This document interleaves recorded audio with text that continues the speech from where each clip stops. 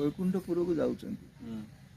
ମନେ ମନେ ଭାବିଲେ ମୁଁ ସବୁବେଳେ ପ୍ରଭୁଙ୍କ ନାମ ଶ୍ରୀହରି ଶ୍ରୀହରି ବୋଲି ଗାନ କରୁଛି, ମୁଁ ହେଉଛି ଭଗବାନଙ୍କର ପ୍ରକୃତ ଭକ୍ତ, ମୋଠୁ ବଡ଼ ଭକ୍ତ କିଏ ନାହାନ୍ତି କି? ନାରଦ ମନେ ମନେ ଭାବିକି ଯାଉଛନ୍ତି।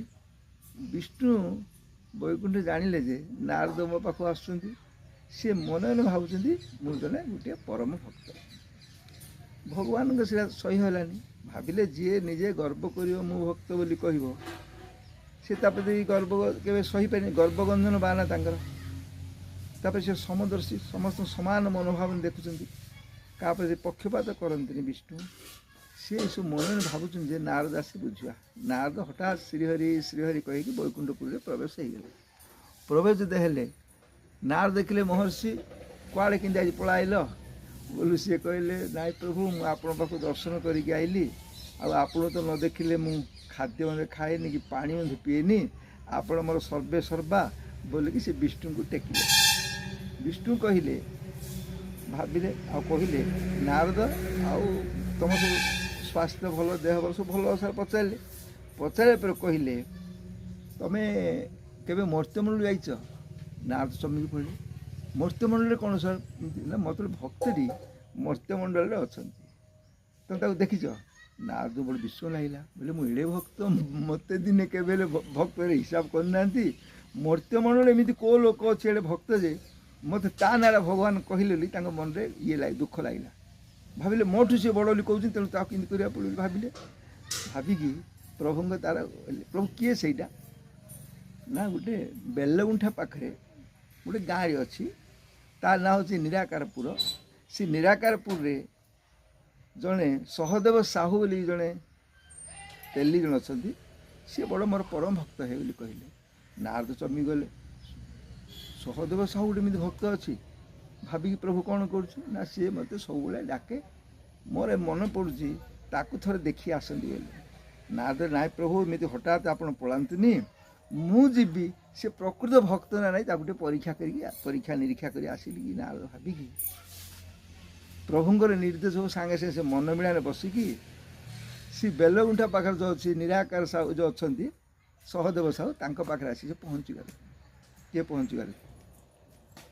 ନାରଦ ପହଞ୍ଚିକି ତାଙ୍କ ଘର ଭିତରେ ରହିଲେ ମାୟାରେ। ସେ କ'ଣ ଏ ଭିତରେ ସିଏ ସନ୍ଧ୍ୟା ସମୟରେ ସନ୍ଧ୍ୟାରେ ପହଞ୍ଚୁ ତାକୁ ଦେଖିଲେ କେତେଥର ସେ ଭଗବାନ ନାମ ଉଚ୍ଚାରଣ କରୁଛି। ଦେଖିଲେ ଯେ ହରେ କୃଷ୍ଣ କୃଷ୍ଣ କୃଷ୍ଣ ହରେ ହରେ, ହରେ ରାମ ରାମ ରାମ ହରେ ହରେ, ଆଉ ଶ୍ରୀହରି ଏମିତି କେତେ ପଦ ସେ ଆବୃତ୍ତି କରୁଛି। ସନ୍ଧ୍ୟାଠୁ ରାତି 10 ଭିତରେ ମିନିମମ୍ 15-20 ଥର ସେ ନାମ ଗାନ କଲା।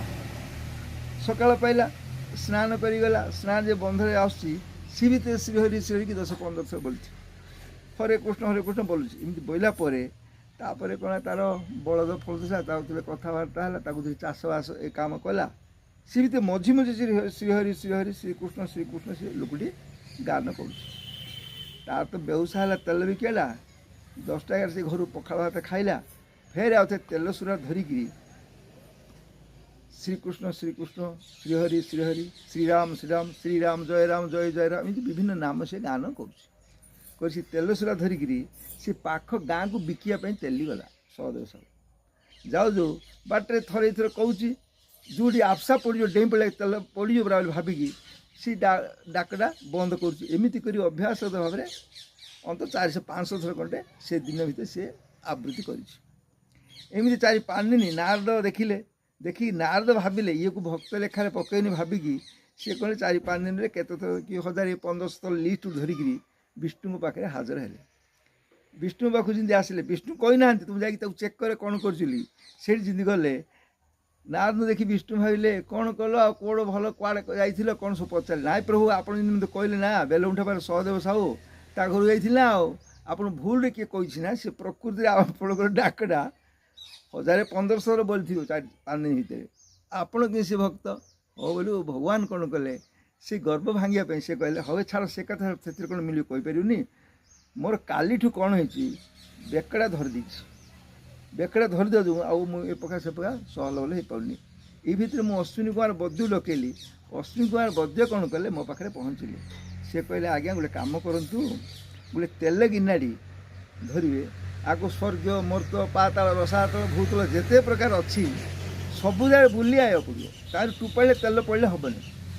ସେ ଆଣିଲେ ମୁଁ ମନ୍ତ୍ରାମନ୍ତ୍ରୀ କରିକି ଅଶ୍ୱିନୀ କୁମାର ମନ୍ତ୍ରୀ ମୋ ବେକରେ ଘଷିଦେଲେ ମୋର ରକାଟା ବନ୍ଦ ହେଇଯିବ କହିଛନ୍ତି। ଏଇଟା କ'ଣ ଭଗବାନର କାମ ବୋଲିବାରୁ ନାରଦ ବହୁତ ଆଗ୍ରହ ପ୍ରକାଶ କଲେ, ଦିଅନ୍ତୁ ପ୍ରଭୁ ମୁଁ ଧରି ପଳାଇବି ବୁଲିକି ବୋଲେ ମନମିଳାରେ ପଶିକିରି ମନମିଳା ଧରିକିରି ସିଏ କ'ଣଲେ ସେ ତେଲ ଗିନାରେ ଧରି ସ୍ୱର୍ଗ ମର୍ତ୍ତ ପାତାଳ ରସାତଳ ଭୂତଳ ସବୁ ବୁଲି ବୁଲି ଆଇଲେ। ଆସିକିରି ବିଷ୍ଣୁ କହିଲେ ହେଠି ପ୍ରଭୁ ଅକ୍ଷି ମହାରାଜ କ'ଣ ଟୁପେ ତେଲ ପଡ଼ିନି ଦେଖନ୍ତୁ ରଖିଲେ। ରଖିଲା ପରେ ବିଷ୍ଣୁ ପଚାରିଲେ ନାରଦ କିଛି ଭାବିବନି ଇ ଯେତେ ସମୟ ବୁଲିଲ ସ୍ୱର୍ଗ ମର୍ତ୍ତ ପାତାଳ ରସାତଳ ଭୂତଳ ସବୁ ବୁଲିଲ ତମେ ହରିନାମ ମୋର କେତେ ଥର ବୋଲିଛ? ନାଇଁ ପ୍ରଭୁ ମୁଁ କେମିତି ବୋଲିବି, ଯଦି ବୋଲିବି ତାହେଲେ ପଡ଼ିଯିବ।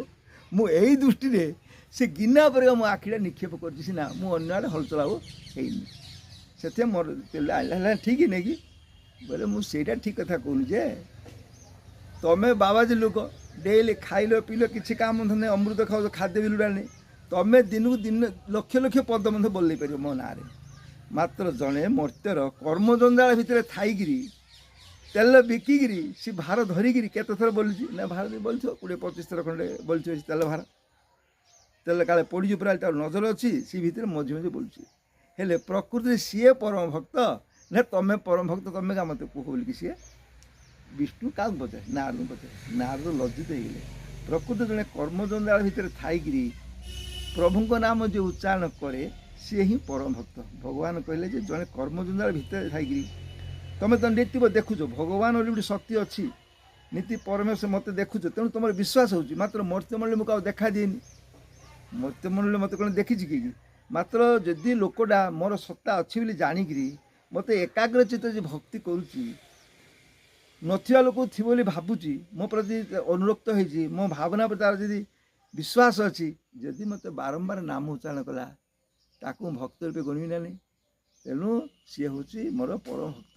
ଯେଉଁମାନେ କର୍ମଜଞ୍ଜାଳ ଭିତରେ ଥାଇକିରି ମୋର ନାମ ଧରନ୍ତି ତାଙ୍କୁ ଭକ୍ତ ରୂପେ ଲେଖା ପଡ଼େ। ଏହା କହିବା ପରେ ନାରଦ ଭୁଲ ବୁଝିଲେ ହଁ ପ୍ରଭୁ ଠିକ୍ ବୋଲି କହିକି ତାଙ୍କୁ ନମସ୍କାର କରି ସେ ଜାଗାରୁ ବିଦା ହେଇଗଲେ। ବୁଝିଲ।